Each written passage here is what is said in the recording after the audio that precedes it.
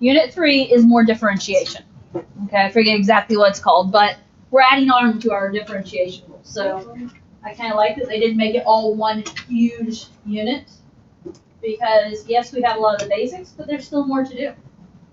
Okay, so today I am introducing the chain rule. Okay, the chain rule is the idea, we use that when we have composite functions. So if we have a function inside of another function, and they're both functions that we can take the derivative of, it's how do we handle that. So the chain rule is used to differentiate composite functions. For example, y equals x cubed plus 2 the square root of it, or sine of x squared. Those are things where I can take the square root of sine, I can also take the square root of x squared and get something, other than just, if it's sine of x, when I do the square root of x, it's just 1. It doesn't really matter. Okay? These are things where there's an outside and an inside we can take the square root of. So, composite functions are created by plugging one function into another. This takes us back to Fogg and Goff, right? So, f composed of g of x, or f of g of x. We can find the derivative of each separate function by using the rules so far, but then we need the chain rule to put them together. So, the chain rule says if f and g are differentiable, then the composite function f of g of x is differentiable, and it's listed right here. F prime of g of x times g prime of x.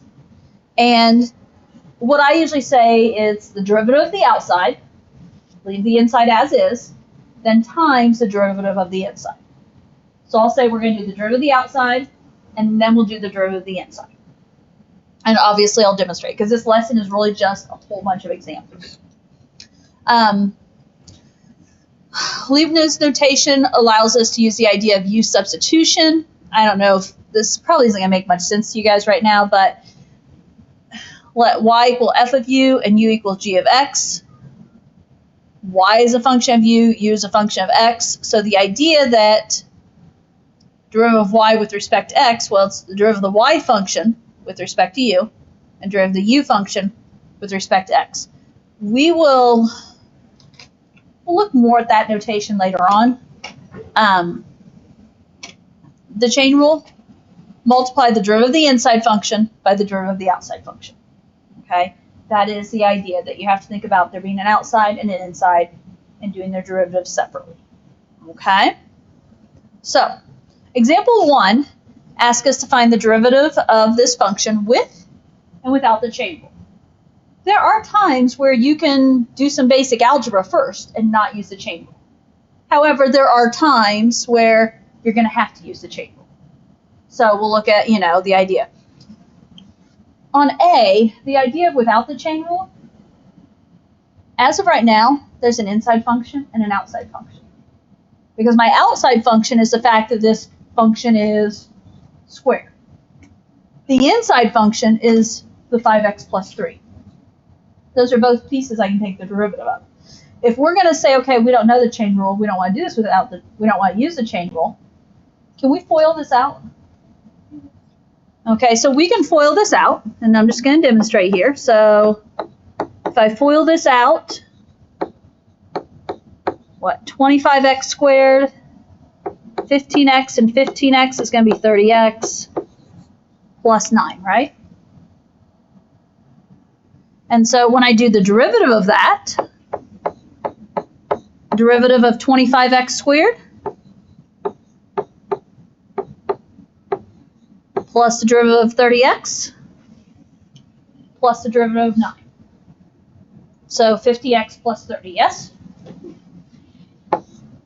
That is a valid way to do that derivative. There is nothing wrong with that. It just won't always work, right? There's not always the algebra we can do this. Now, the chain rule says we start by doing the derivative of the outside, leave the inside as is. So the outside is something raised to the power of 2, yes? How do you do the derivative of something raised to the power of 2? The 2 goes to the front, and you subtract 1 from the power, yes? The inside is going to stay as is. So I'm going to say 2 times my inside, which is staying as is, and then instead of having a power of 2, Subtract 1, it's a power of 1, right? That's the derivative of the outside, because it's the derivative of something squared. But now the chain rule says, okay, now I got to do the derivative of the inside. And officially, we're always doing the chain rule, because the derivative of the inside before now has always just been 1. So we've been able to overlook it. Here, what's the derivative of 5x plus 3? 5, right? Derivative of 5x is 5, derivative of 3 is gone. And so it doesn't look the same as example A, but I promise it is.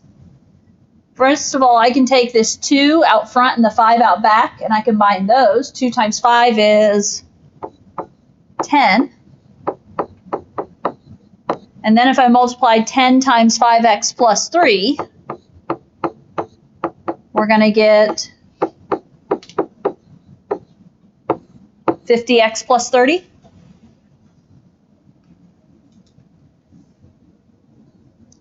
Now, here's the deal. You could leave your answer like that. We could leave our answer like that. We could leave our answer like this. The more complicated derivatives we get, the more multiple ways there are to leave answers. Just like when grading your test. If you guys were to compare some of the answers you got right, your test would not necessarily look like your neighbor's, because different people left them in different forms. And that's okay. Okay, so we've seen, right? This is the idea of chain rule. This is what we're going to be using a lot today. Okay. Example 2, really just kind of an example to practice on. Find f prime of x given that f of x is 4 minus x squared raised to the third. And then just trying to give us the idea that it's the derivative of the outside times derivative of the inside.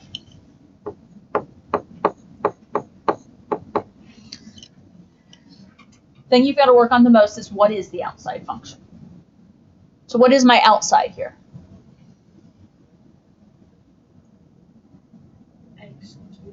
Okay, something to the third, right? So what do we do with the derivative of something to the third? Put the 3 out in front, right? We're always going to keep that inside the same. So that 4 minus x squared just stays as is. It's along for the ride right now. And then what do I do with that power of 3? Subtract 1 and it becomes 2, yes? So I've done the derivative of the outside. Now I've got to do derivative of the inside. Yes? Is the 4 minus x squared the g of x? Yes, that is your inside. Okay. Yep. So, now we're going to say times. What is the derivative of 4 minus x squared? Okay. Minus 2x, negative 2x. You do need to put parentheses around that negative 2x there since it's out back currently, because otherwise it's going to look like minus 2x. And there's a difference. Technically, you could leave your answer like this. I'm not crazy about it. To me, the slightly more cleaned up version is that 3 out front and that negative 2 out back. Negative 2x out back can be multiplied together. And so if this is me leaving an answer, I would say 3 times negative 2x is negative 6x times 4 minus x squared quantity squared. And I would leave my answer like that. Okay? Until you are given a reason to FOIL 4 minus x squared, I wouldn't mess with it. Okay? So, and just to kind of mention, Megan was kind of asking here, and I was going to write down this first one.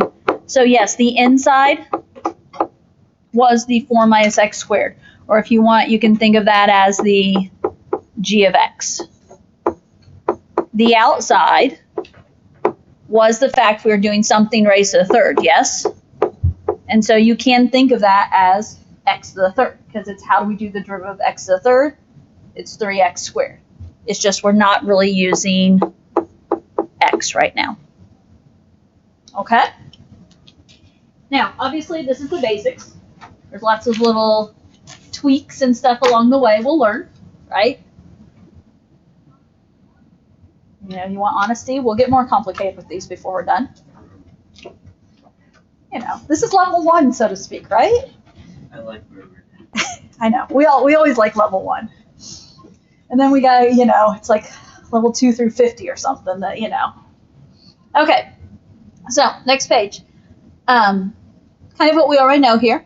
Just a little bit of review. If g is differentiable, then the derivative of g to some power.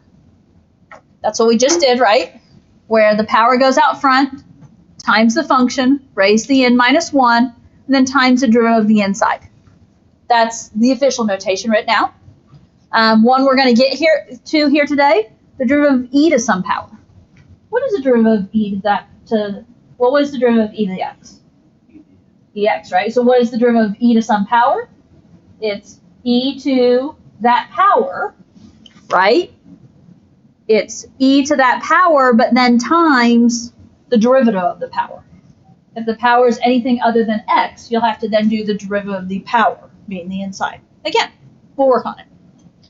So, A. F of x equals the square root of x squared minus 1. Raised to the third, I guess we're going to say.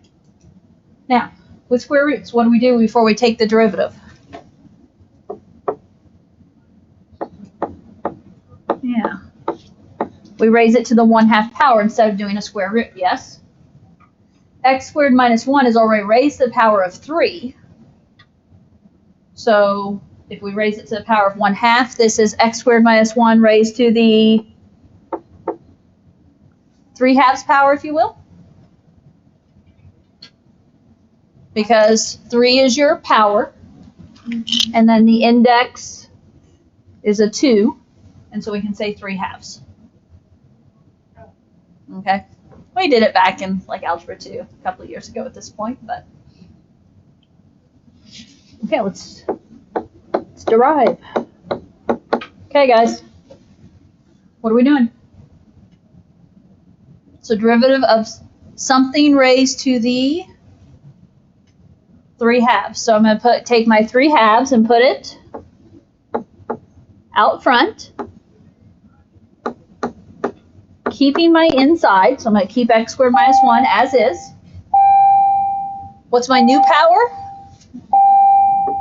3/2 minus 1 is 1/2. And then what?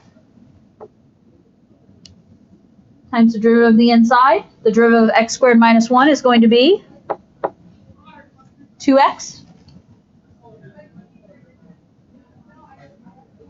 Okay. I would clean this up a little bit. And again, I don't know, is it that we have to clean it up? Not necessarily. However, we need to be in the habit of cleaning some of these up because you're probably not going to see something like this on a multiple choice question.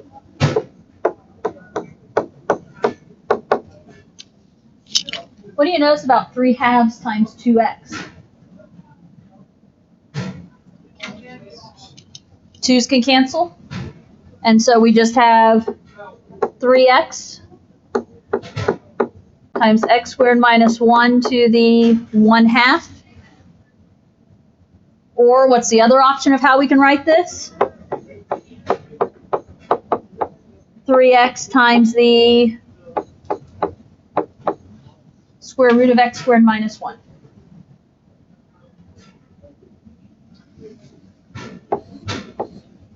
Do you have to write the square root symbol? Can you leave it as power of 1/2? Yes. Again, you know that they're equivalent. Okay, B. What's the rewrite you're going to start with? So I don't want to take the derivative of a power on the bottom.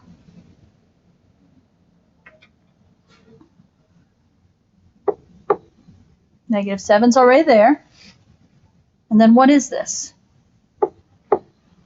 Times 2x minus 3 to the negative 2 when we take it out of the denominator, right?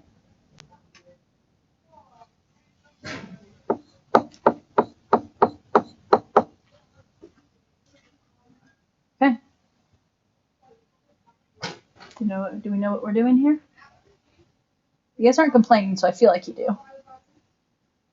Everyone's working, so we must. It's something raised to the negative 2, yes? Can I go ahead and multiply that out front? I would go ahead and say, okay, negative 2 times negative 7 is 14. Keeping the inside as is, so it's still 2x minus 3. Negative 2 minus 1, negative 3. Times, so that was the derivative of the outside, which is something to negative 7, times the inside, which is derivative of 2x minus 3, a 2.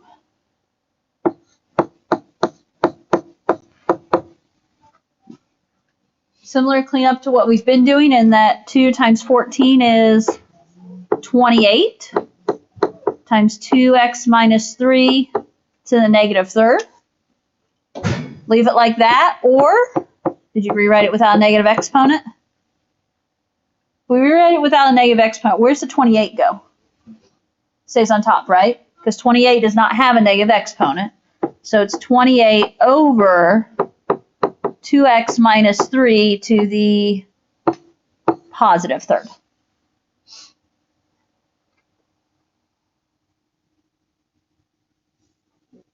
Okay. C. 5 minus 4x squared to the 2/3. So my outside function is the power of 2/3. So 2/3 out front times 5 minus 4x squared. 2/3 and then subtract 1. 2/3 minus 3/3 is negative 1/3. That's derivative of the outside times derivative of the inside. Derivative of 5 minus 4x squared.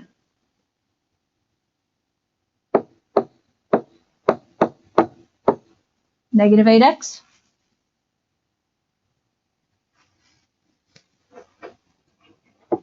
Let's see, clean up. I would definitely take that negative out front. So, so negative 8x times 2x over 3. I could say negative 16/3 x 5 minus 4x squared to the negative 1/3. I don't know if that was the best way to write it there, but if I'm not going to leave the negative 1/3 power, negative 1/3 power is going to go to the denominator, right? What else is in the denominator? That 3, right? Because this is a fraction. And so if we set up our fraction, negative 6, well, negative can go wherever. 16 stays on top, x stays on top. 3 is going to go on bottom. 5 minus 4x squared is a negative third. Oh, I should have, oh well. 5 minus 4x squared to the positive 1/3 on bottom. I did not set that up appropriately. Negative 16x looks kind of funky there, but you get the idea. The other option for a 1/3 is to say a cube root, right?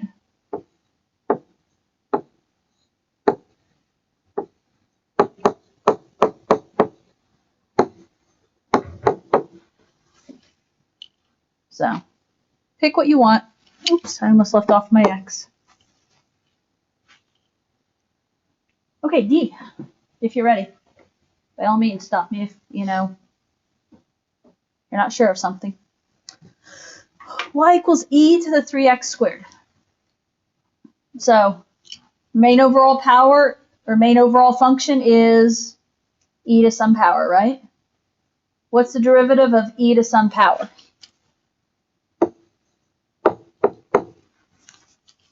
Well, derivative of e to the x is e to the x. So derivative of e to some power is e to that power times the derivative, that's the outside. So derivative of the inside is what's in that power. So what's the derivative of 3x squared? 6x.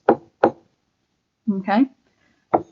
Leave it like that, or more common is to rewrite it and say 6x e to the 3x squared is the more common way you would see it written.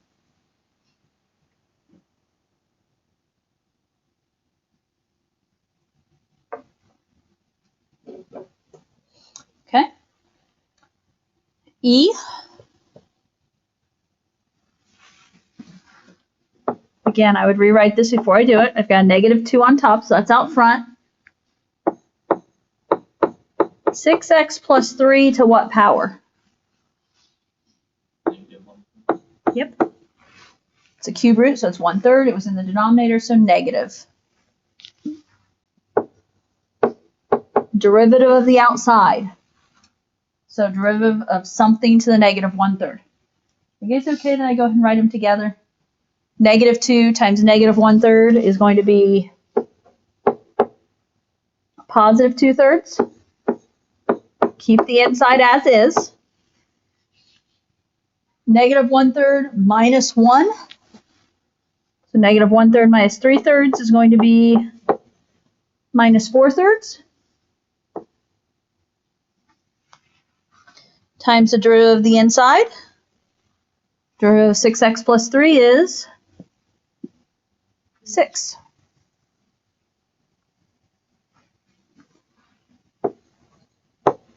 Let's see, how do I want to clean that up? Well, 2/3 times 6 is 4.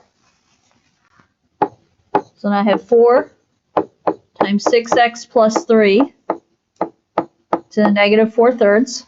And you can clean it up all in one step if you want. Mine aren't baby steps, but I am taking smaller steps to not lose anybody.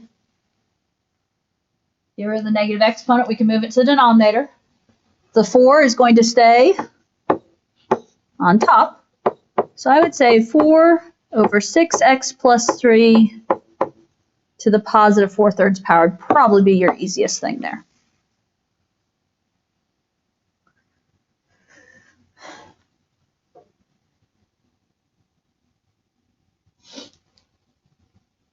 Okay.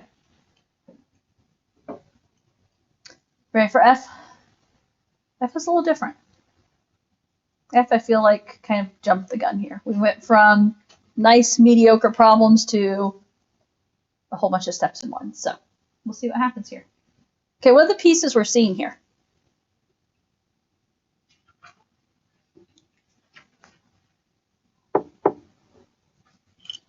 We have a cosine, yes. We have an e to the 5 theta. But what else do we have? There's a cube here, isn't there? Okay, so I'm going to rewrite this. I think it's just easier to explain as the cosine of e to the 5 theta raised to the power of 3. Because although we often write the power on a trig function right there in the middle, you need to understand that it is over the whole function. What is my outside function here? Something raised to the 3rd, yes? So, stay with me on this one, please. What is the derivative of something to the 3rd? 3. Keep the something the same. So we're going to keep cosine e to the 5 theta as is. And then instead of a power of 3, it becomes power of 2. So that's my outside function. Now, what's the inside? Well, the first inside is the cosine of something. So we did something to the 3rd. That something was cosine. What's the derivative of cosine of something? Negative sine of something. As in, it's still that e to the 5 theta. Okay? Now, am I done? No, because I still have another something, right? Okay, so the chain rule goes on as long as you need it to. Okay, you have to keep whittling down the pieces till you get to the most inside piece. So we did the power of 3, then it's the derivative of cosine of something. The derivative of cosine of something is negative sine of something. Well, we still have another something here, right? What's the derivative of e to the some power?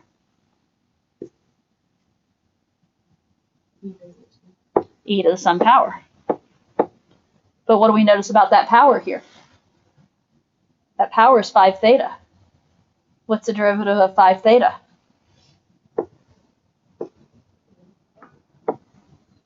Five. Realizing theta is a variable, yes? Theta is the variable we often use in trig situations, just like another x, t, y, whatever. Okay. As I said, I feel like we jumped from nice mediocre problems to, what do we do? Use the chain rule like 4 times here? Okay. You keep going till you run out of chain. Now, to clean this up. Wait. How do we get from there to like from the black ink to the first purple ink? Oh, up here before I started taking the derivative? Yeah. I just was pointing out that a power of 3 is over the whole function. And so when we write powers on trig functions, they can either be written in here or they can be written outside the whole thing as long as you put parentheses around it. And I felt like that this problem was going to be a little more successful if I did this first, if you visually saw that.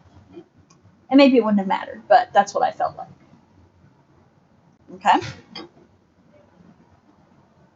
Okay, in terms of pieces to go out front, I see a 3, I see a 5, and this is all multiplying, right?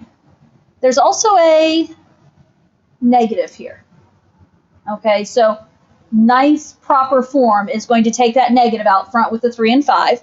And so 3 times 5 times negative is going to be negative 15. You'd probably see the e to the 5 theta next. And then, I don't honestly know which they'd put next. I'm going to say sine of e to the 5 theta, which is now positive because I already put the negative up front. And then it's cosine squared of e to the 5 theta. That would be one way to rewrite it. Notice on the cosine squared, I went ahead and put the squared back in the middle there.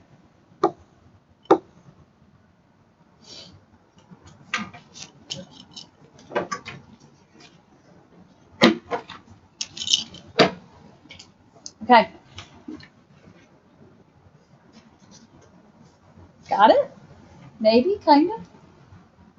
Not sure we could reproduce it on our own quite yet, but it's an introduction. Okay, G. Oh, we got to throw in some natural logs here. Natural log of x squared plus x plus 1 raised to the second. Now, what have we been doing with those powers on our natural logs? We've been bringing them out front, yes? Okay, so, and here's the deal, guys. You know, when I first taught natural logs and I was all confused at first, this is why. Because normally I just use the chain rule with them. I don't normally necessarily bring them out front. But the chain, I mean, it still works well to bring that 2 out front. Whoops, not what I wanted to do there. I'm going to rewrite this over here as 2 times the natural log of x squared plus x plus 1. That's what I want to do. Now, the 2 is a constant out front. Okay? That 2, I mean, you know, when you do the derivative of something and the 2, you know, there's a constant out front, it basically just carries down. Multiplies with whatever we need to, it carries down. What is the derivative of natural log of something? 1 over x. Okay, so if it's derivative of natural log of x, it's 1 over x. We don't have an x here, though. We have a something, right? An x squared plus x plus 1. So I'm going to keep my 2 out front. But then derivative of natural log of something is going to be 1 over that something. So 1 over x squared plus x plus 1. And then what? Times what? The inside, derivative of the inside. So what's the derivative of x squared plus x plus 1? 2x plus 1. Those are your pieces.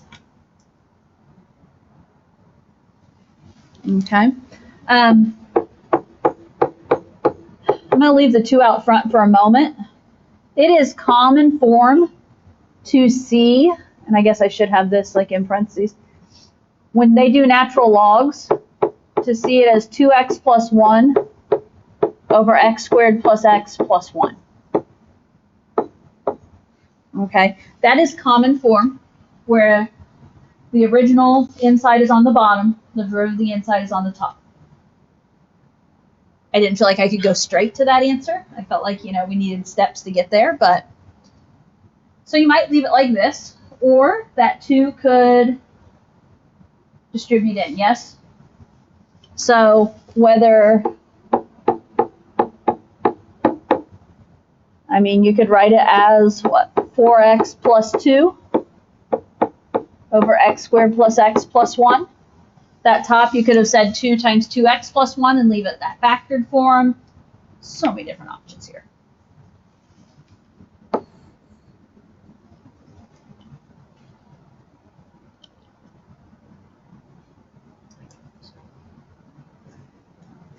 Are we, oh my gosh, all the pieces? Yeah, I'm still kind of confused. I think I just need to process it. Well, yeah, it's going to take some time to process. I agree. And that's part of the point of homework, right? That's your processing. But okay, H.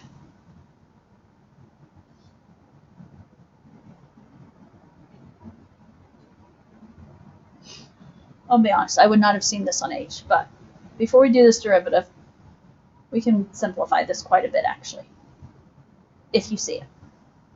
As I said, to be honest, I didn't see it when I started working this problem.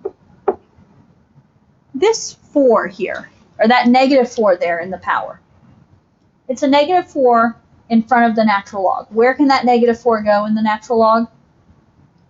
It can go up in the power of the natural log, right? So one option to rewrite this is x squared e to the ln x to the negative 4th. That's me just taking that power up to the top. Now, how well do we remember our natural log or our log rules in general? This e matches with this base e, right? And so when those e's match, what happens is this is just equal to whatever the inside of the log is. The inside of the log is x to the negative 4th. So because it's e raised to the power of natural log, they're both base e, that could actually clean up to be x to the negative 4th. Now, you can take the derivative here, or can you clean this up one more step? Yeah. Bases are the same, so keep the base, add your exponents. This function is really just a fancy schmancy way for saying x to the negative 2. We don't even need today's lesson for x to the negative 2, do we? What is the derivative of x to the negative 2?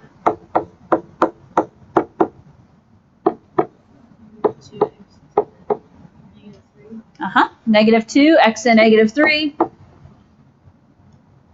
If I write that without negative exponents, it's negative 2 over x to the 3rd.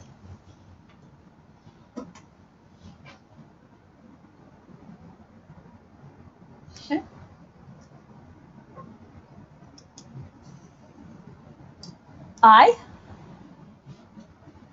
G of x is cosine squared 4x minus sine squared 4x.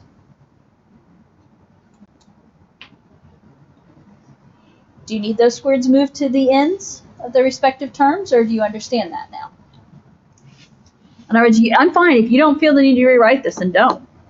But as a reminder, cosine squared 4x is cosine of 4x raised to the power of 2. Sine squared 4x is sine of 4x raised to the power of 2. You need that visual, great. If not, great. Whatever.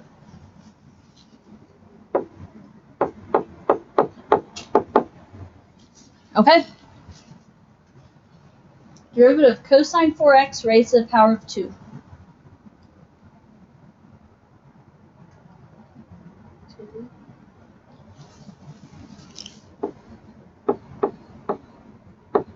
Okay? So I heard 2. So you multiply by 2 out front, right? So 2, keep the inside as is, cosine 4x. And then my new power, 2 minus 1 is 1, so I don't have to write that. Don't move on to the next term yet. Times what? Okay, the derivative of cosine of something is negative sine of something.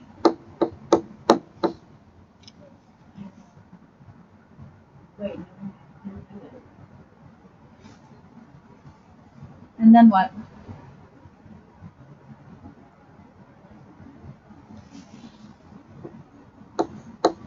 Times 4?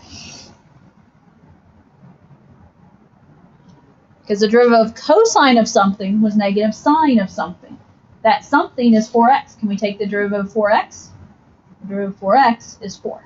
So that's all because of that first term. Are we okay? Minus sine 4x raised to the power of 2. Well, derivative of something to the power of 2. 2 times the something. Subtract your power, 2 minus 1 is 1. Times, the inside is sine. What's the derivative of sine? Cosine of still the same inside. Do the derivative of sine of something is cosine of something. Can we do the derivative of this something? Derivative of 4x is 4. This kind of cleans up interestingly, if I recall. I would start by just looking at one term right now. The first term has a 2.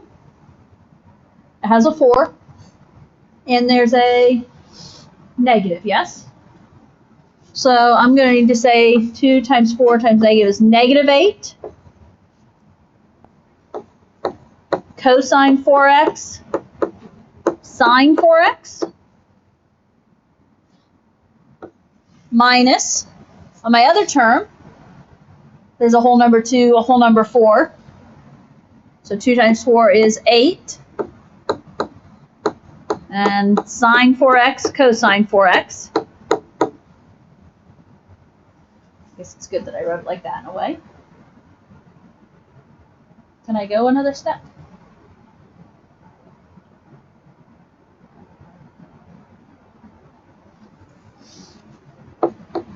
This is kind of like saying negative 8xy minus 8yx. Can we do that? Yeah, because 8yx is the same as 8xy, isn't it? So we're really doing negative 8xy minus 8xy, which is going to be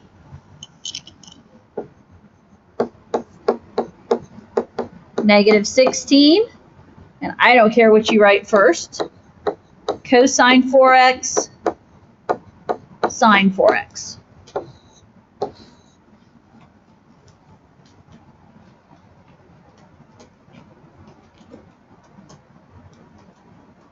Okay. Guess I'm not getting all the way through today.